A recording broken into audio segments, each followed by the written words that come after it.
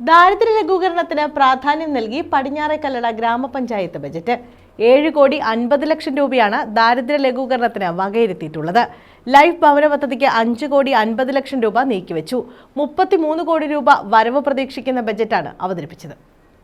32,95,870 രൂപ വരവും 32,41,09,000 രൂപ ചെലവും 53,91,870 രൂപ മിച്ചവും പ്രതീക്ഷിക്കുന്ന ബജറ്റാണ് പടിഞ്ഞാറേക്കല്ലട ഗ്രാമപഞ്ചായത്ത് വൈസ് പ്രസിഡന്റ് എൽ സുധ അവതരിപ്പിച്ചത്. ദാരിദ്ര്യ ലഘൂകരണ പദ്ധതിക്കാണ് ബജറ്റിൽ മുൻതൂക്കം നൽകിയിട്ടുള്ളത്. ദാരിദ്ര്യ ലഘൂകരണ പരിപാടികൾക്കായി 7,50,00,000 രൂപ വകയിരുത്തി. ലൈഫ് ഭവന പദ്ധതിക്ക് വേണ്ടി 5,50,00,000 രൂപയാണ് നീക്കിവച്ചിട്ടുള്ളത്.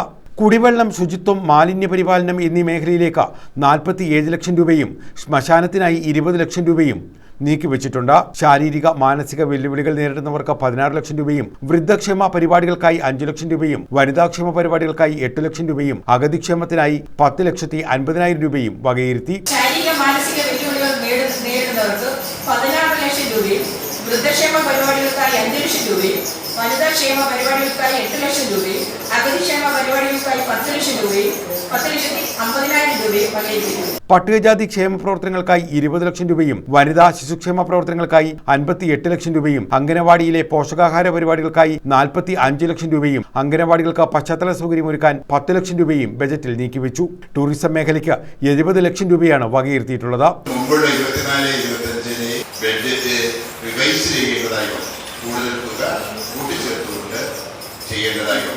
നമ്മുടെ ബഡ്ജറ്റ് എന്നുള്ളത് കേവലമായ ഒരു സ്വപ്നം എന്നതിനപ്പുറം യാഥാർത്ഥ്യവൽക്കരിക്കുന്നതിന് വേണ്ടിയുള്ള ഒരു അടിസ്ഥാന സൂചകം എന്ന നിലയിലാണ്. വൈദ്യുത മേഖലയ്ക്ക് 20 ലക്ഷം രൂപയും പശ്ചാത്തല മേഖലയിൽ റോഡുകൾ, കലുങ്കുകൾ, ചപ്പാത്തുകൾ എന്നിവയ്ക്കായി 1,05,00,000 രൂപയും വകയിരുത്തി.